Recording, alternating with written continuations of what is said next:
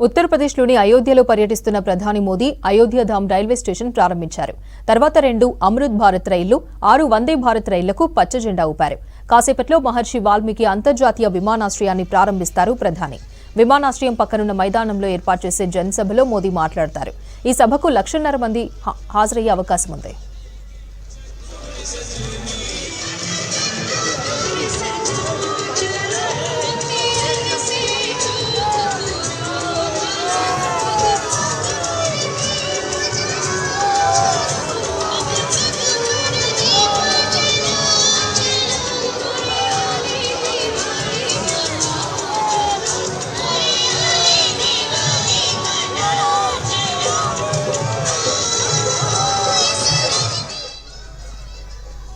ప్రధానమంత్రి నరేంద్ర మోదీకి ఉదయం రాష్ట్ర గవర్నర్ ఆనందీబెన్ పటేల్, సీఎం యోగి ఆదిత్యనాథ్ స్వాగతం పలికారు. తర్వాత ఎయిర్పోర్ట్ నుంచి ఆయన రోడ్ షోలో పాల్గొన్నారు. రైల్వే స్టేషన్ వరకు 15 కిలోమీటర్ల దూరం వరకు రోడ్ షోలో దారి పొడవునా ప్రధానికి ప్రజలు సాదర స్వాగతం పలికారు. మధ్యలో దేశంలోని వివిధ ప్రాంతాలకు చెందిన 1,400 మంది కళాకారులు ప్రదర్శనలతో ఆకట్టుకున్నారు.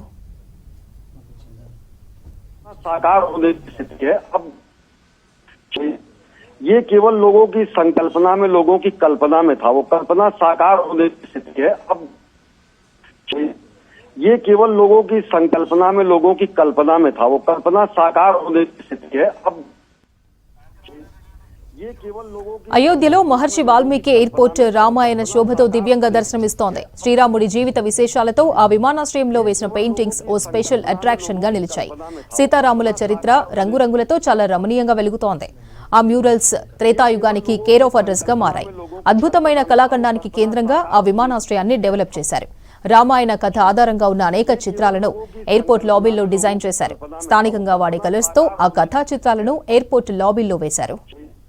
ये केवल लोगों की संकल्पना में, लोगों की कल्पना में था। वो कल्पना साकार होने की है।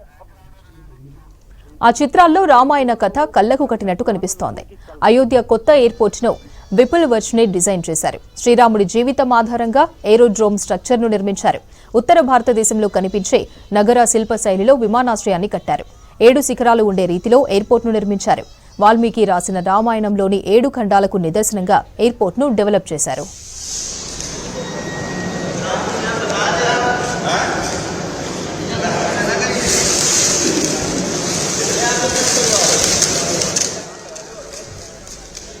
రెండో అంతస్తులో ఉన్న విమానాశ్రయంలో అయోధ్య నగర గత చరిత్రను సర్వాంగ సుందరంగా తీర్చిదిద్దారు.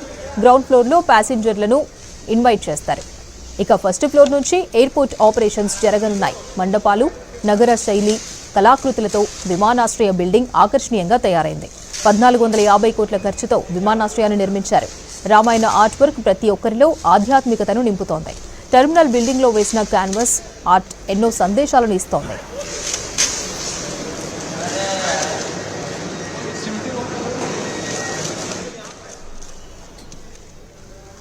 ఉత్తరప్రదేశ్లోని అయోధ్యలో పర్యటిస్తున్న ప్రధాని మోదీ అయోధ్యధామ్ రైల్వే స్టేషన్ ప్రారంభించారు.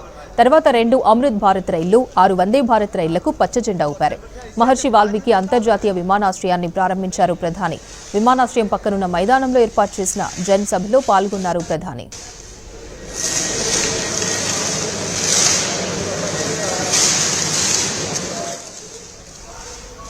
ప్రధానమంత్రి నరేంద్ర మోదీకి ఉదయం రాష్ట్ర గవర్నర్ ఆనందీబెన్ పటేల్, సీఎం యోగి ఆదిత్యనాథ్ స్వాగతం పలికారు. తర్వాత ఎయిర్పోర్ట్ నుంచి ఆయన రోడ్ షోలో పాల్గొన్నారు. రైల్వే స్టేషన్ వరకు 15 కిలోమీటర్ల దూరం వరకు రోడ్ షోలో దారి పొడవునా ప్రధానికి ప్రజలు సాదర స్వాగతం పలికారు. మధ్యలో దేశంలోని వివిధ ప్రాంతాలకు చెందిన 1,400 మంది కళాకారులు ప్రదర్శనలతో ఆకట్టుకున్నారు.